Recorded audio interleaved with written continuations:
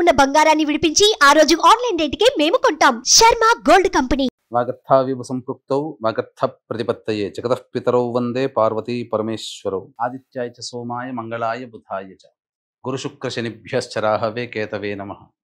శృంగేరి జగద్గురు పీఠాధిపతులకి కంచి పీఠాధిపతులకి నమస్కారములు తెలియజేసుకుంటూ కార్యక్రమాన్ని ప్రారంభిద్దాం. ద్వాదశ రాశులలో భాగంగా 11వదైనటువంటి కుంభరాశిలో జన్మించినటువంటి వారికి జూన్ 16 నుంచి 30వ తారీఖు వరకు ఏ విధంగా ఉండబోతుందో తెలుసుకునే ప్రయత్నం చేద్దాం. ముఖ్యంగా ఈ రాశి వారికి రాశిలోనే రాహు యొక్క సంచార ప్రభావం కాబట్టి తీసుకున్న నిర్ణయం మొండితనంతో మూర్ఖత్వంతో ముందుకు వెళ్ళిపోయే పరిస్థితి గోచరమవుతుంది. కాకపోతే ఆ నిర్ణయము సరైన నిర్ణయం అయితే విజయం మీ చెంతే ఉంటుందని చెప్పవచ్చు. కాబట్టి చక్కగా నిర్ణయాలు తీసుకునే ముందు పెద్దవాళ్ళ సలహాలు సూచనలు కనుక పాటిస్తే మరింత జీవితాన్ని పొందుతారని చెప్పవచ్చు, సుఖమమైన జీవితం. అయితే శనిగ్రహ సంచారము మీకు అనుకూలంగా లేదు. అనుకోని ఖర్చులు పెరుగుతాయి, కుటుంబ సభ్యులతో వాగ్వివాదాలు పెరుగుతాయి. కాబట్టి జాగ్రత్తలు పాటించండి. ఇచ్చిన మాట నిలుపుకునే దానికి మీరు ఎక్కువగా కష్టపడతారు కాబట్టి మాట ఇచ్చే ముందు జాగ్రత్తలు పాటించండి. శుక్రగ్రహ సంచారము సంపూర్ణముగా అనుగ్రహించి స్థితిలో ఉండడం, నూతన వ్యక్తులు పరిచయం అవుతారు. అలాగే మీకున్నటువంటి సమస్యల పరిష్కారం కోసం స్త్రీలు మీరు మీ యొక్క విజయంలో పాలు పంచుకుంటారని చెప్పొచ్చు. సోదరీమణుల యొక్క సలహాలు సూచనలు పాటించడం ద్వారా లేదా వాళ్ళ సహాయ సహకారాలు అందుకోవడం ద్వారా మరింత మెరుగైనటువంటి జీవితాన్ని పొందుతారని తెలుసుకోవచ్చు. అన్ని విధాలుగా శుక్రుడు యోగించేటువంటి స్థితిలోనే ఉన్నాడు. ఇక రవి యొక్క సంచార ప్రభావము చేస్తున్నటువంటి వృత్తిలో ఏమీ జరగదు, కానీ ఒక రకమైనటువంటి ఆందోళన, ఏదో జరిగిపోతుంది అనేటువంటి ఒక భయం, ఏదో అయిపోతుందనే ఒక చింత మీకు ఉద్యోగంలో ఉంటుంది. వృత్తి వ్యాపారాల్లో కూడా ఇదే పరిస్థితి గోచరమవుతుంది. జాగ్రత్తలు పాటించండి. అలాగే 22వ తారీఖు వరకు ఇలాంటి స్థితి ఉన్నా 23వ తారీఖు రోజు నుంచి మాత్రం చాలా అనుకూలంగా ఉండబోతుంది. బుధుడు మీకు సంపూర్ణంగా అనుకూలంగా ఉండబోతున్నాడు. మీరు ఏదైతే ఆలోచన చేసి పని చేస్తారో ఆ పని తాలూకు రిజల్ట్ మాత్రం 23వ తారీఖు నుంచే మీరు అందుకుంటారని చెప్పవచ్చు. ధనపరమైనటువంటి సమస్యల్ని అధిగమిస్తారు. పెట్టుబడుల మీద వచ్చినటువంటి ఆదాయం 23వ తారీఖు నుంచి చవి చూస్తారు. అన్ని విధాలుగా బుధుని యొక్క సంచారం అనుకూలంగా ఉంటుంది.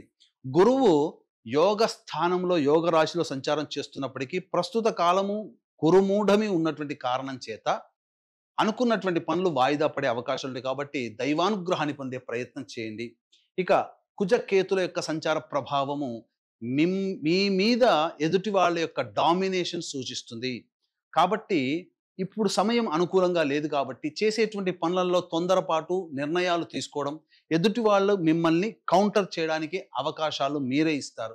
కాబట్టి ఈ కుజకేతుల యొక్క సంచార ప్రభావం మీకు కొంత ప్రతికూలంగా మారుతుంది. కాబట్టి జాగ్రత్తలు పాటించండి. మీరు ఎంత శాంతముగా ఉండాలనుకున్నా కోపాన్ని మాత్రం ఆపుకోలేని పరిస్థితులు మీకు ఎదురవుతాయి. కాబట్టి చాలా మటుకు ధ్యానముతో మీరు ఉంటూ కోపాన్ని తగ్గించుకుంటూ మీరు గనక ఉంటే ఈ 30వ తారీఖు తర్వాత గ్రహ మార్పుల ప్రభావం మీకు అనుకూలంగా ఉంటుందని చెప్పవచ్చు. ఏ తర్వాత సాధారణం కంటే మిశ్రమమైనట్టు ఎక్కువగానే శుభ ఫలితాలు ఈ యొక్క కుంభరాశిలో జన్మించినటువంటి వారు పొందుతారని చెప్పవచ్చు. ఈ యొక్క కుంభరాశిలో జన్మించినటువంటి స్త్రీలు స్త్రీల కోసమే వారు చేస్తున్నటువంటి వృత్తి ఉద్యోగ వ్యాపారాల్లో చాలా మార్పులు అనేటువంటివి వస్తాయి. నూతన వ్యక్తుల పరిచయం జరుగుతుంది. అలాగే ఇతరుల యొక్క సహాయ సహకారాలతో మీకు పెండింగ్లో ఉన్నటువంటి పనులు పూర్తి చేసుకుంటారు. వృత్తి వ్యాపారంలో ఉన్నటువంటి మహిళలకి ఆనందదాయకంగా ఉంటుంది. ధన రాబడి చాలా చక్కగా ఉంటుంది. ఇతరుల వల్ల మీరు నష్టపోయి ఉంటారు. కొన్ని విషయాల్లో మాట తీరు వల్ల బాధపడి ఉంటారు. మిమ్మల్ని ఇబ్బంది పెట్టిన వాళ్ళు ఉంటారు. వాళ్ళందరూ మళ్ళీ మీకు తిరిగి సారీ చెప్పే అవకాశం కూడా గోచరమవుతుంది. అనగా ప్రశాంతంగా అందరి ప్రేమ ఆప్యాయతల్ని ఈ యొక్క కుంభరాశిలో జన్మించినటువంటి మహిళలు పొందుతారు. ఇంట్లో కంటే బయటనే ఎక్కువగా ఆదరణ మీకు లభిస్తుందని చెప్పవచ్చు. అయితే ఆరోగ్యం పట్ల కూడా శ్రద్ధ వహించాలి. జ్వర సంబంధమైనటువంటి సమస్యలతో పీడించే అవకాశం గోచరమవుతుంది. కాబట్టి ఆరోగ్యం పట్ల కూడా శ్రద్ధ వహించాలని చెప్పవచ్చు. ఈ యొక్క కుంభరాశిలో జన్మించినటువంటి విద్యార్థులకి విదేశీయానము, విదేశీ విద్య అన్నీ కూడాను అనుకూలంగా ఉంటుంది. కోరుకున్నటువంటి యూనివర్సిటీలో మీకు ప్రవేశం లభించడానికి మార్గం సుగమం అవుతుందని చెప్పవచ్చు. వివాహాది శుభకార్యాలకు సంబంధించినటువంటి ప్రయత్నాలు చేయవచ్చు, కానీ నిశ్చయాలు ఇటువంటివన్నీ కూడాను మంచిది కాదు. అయితే ప్రధానంగా కొన్ని అడ్డంకులు అనేటివి వచ్చే అవకాశం ఉంది. వివాహ ప్రయత్నాల్లో జాగ్రత్తలు పాటించండి. ఇక సంతాన సంబంధించినటువంటి ప్రయత్నాలు మూఢమి కాబట్టి చేయకుండా ఉండడమే మేలు. మరీ ముఖ్యంగా ఈ యొక్క గర్భవతులు వైద్యుల యొక్క సలహాలు సూచనలు పాటించండి. దేవ అనుగ్రహాన్ని మీరు ఖచ్చితంగా పాటించండి. కొన్ని ఇబ్బందికర పరిస్థితులు గర్భవతులు ఎదుర్కొనే అవకాశం ఉంది కాబట్టి జాగ్రత్తలు పాటించండి. అన్ని విధాలుగా ఏతావాత ఈ యొక్క కుంభరాశిలో జన్మించినటువంటి వారికి సాధారణమైనటువంటి ఫలితాలు ఉంటాయి. ఇక 16 నుంచి 30వ తారీఖు వరకు దినచర్యలో భాగంగా ప్రతిరోజు ఎలా ఉండబోతుందో తెలుసుకునే ముందు వీక్షించేటువంటి ప్రేక్షకులకి గమనిక. ఈ నెల 21వ తారీఖు రోజున ఏకాదశి తిథి అశ్విని నక్షత్రంతో కూడుకున్నటువంటి మహాపర్వణి. ఈ రోజున మీ జాతకరీత్యా కలుగు విద్య, వివాహ, ఉద్యోగ, దాంపత్య, అనారోగ్య సమస్యల నివారణకి, అలాగే మేష, మిథున, కర్కాటక, సింహ, కన్య, వృశ్చిక, ధనస్సు, కుంభ, మీన రాశుల్లో జన్మించినటువంటి వారికి శనిదోష పరిహారార్థమై సర్వదోష నివారణ పూజలు, హోమాలతో పాటుగా విశేషమైనటువంటి సంపూర్ణ నవగ్రహ శాంతి అనేటువంటిది జరిపించడం జరుగుతుంది. అవకాశం ఉన్నవాళ్ళు కార్యక్రమ తదనంతరం కాంటాక్ట్ చేసి మీ గోత్రనామాలు నమోదు చేసుకోవచ్చు. ఇందులో పాల్గొన్నటువంటి వాళ్ళకి శక్తిపాతము చేయబడినటువంటి శంకరుంగలీమాల మీకు ఇవ్వడం జరుగుతుంది. ఇక చూసుకున్నట్లయితే 16వ తారీఖు రోజున ఖర్చులు అధికంగా ఉంటాయి. అనవసరమైనటువంటి వృధా ప్రయాణాలు చేయాల్సినటువంటి పరిస్థితి ఎదురవుతుంది. అలాగే ఏ పని ఎందు కూడాను ఆసక్తి ఉండదు. ప్రతి పనుల్లో ఆటంకాలు ఉంటాయి కాబట్టి జాగ్రత్తలు పాటించండి. 17, 18 తారీఖుల్లో పెండింగ్లో ఉన్నటువంటి పనులను పూర్తి చేసుకుంటారు. ముఖ్యంగా విందులు, వినోదాల్లో ఆనందంగా పాత మిత్రులతో కలిసి సంతోషంగా గడుపుతారని చెప్పవచ్చు. ఒక బాధ్యతని కంప్లీట్ చేసుకున్నామనే సంతోషంతో ఉంటారని చెప్పవచ్చు.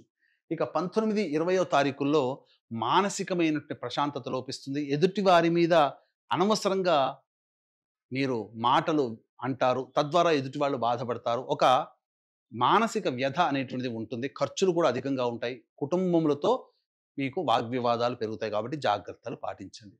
21, 22వ తారీఖుల్లో నూతన వ్యక్తులు పరిచయం అవుతారు. స్త్రీ సాంగత్యం చక్కగా ఉంటుంది.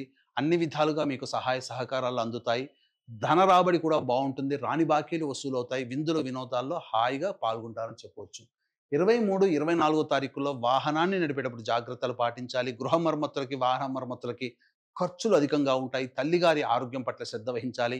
ఎంత పని చేసినప్పటికీ సంతోషాన్ని మీరు పొందలేకపోతారు. తద్వారా కొంత ఇబ్బందికర పరిస్థితులు, ప్రశాంతత లేని జీవితం. 25, 26వ తారీఖుల్లో గనక చూసుకున్నట్లయితే ప్రధానంగా వృధా కాలయాపన జరుగుతుంది.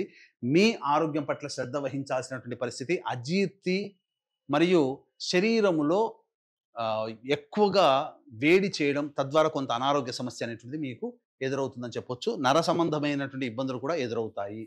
ఇక 27, 28, 29, 30 ఈ 4 రోజుల్లో మీరు ఊహించిన దానికంటే ఎక్కువగా ఆదాయం లభించడం, ఖర్చుకు మించిన డబ్బు రావడం, తద్వారా మీకున్నటువంటి సమస్యలన్నీ పరిష్కారం చేసుకుంటారు. భాగస్వాముల మధ్య ఉన్నటువంటి పొరపచ్చాలు తొలగి వాళ్ళ యొక్క సహాయ సహకారాలతో మీకున్నటువంటి సమస్యల్ని పూర్తి చేసుకుంటారు. అన్ని విధాలుగా అనుకూలంగా ఉంటుంది. ధన రాబడి బాగుంటుంది. రాని బాకీలు కూడా వసూలవుతాయని చెప్పొచ్చు. ఏ తర్వాత చెప్పొచ్చేది ఏమిటంటే 16వ తారీఖు, 23, 24, 25, 26 ఈ 5 రోజుల్లో మీ ఖర్చులు తగ్గించుకున్నట్లయితే చాలా మటుకు సేఫ్ సైడ్లో ఉంటారని చెప్పవచ్చు.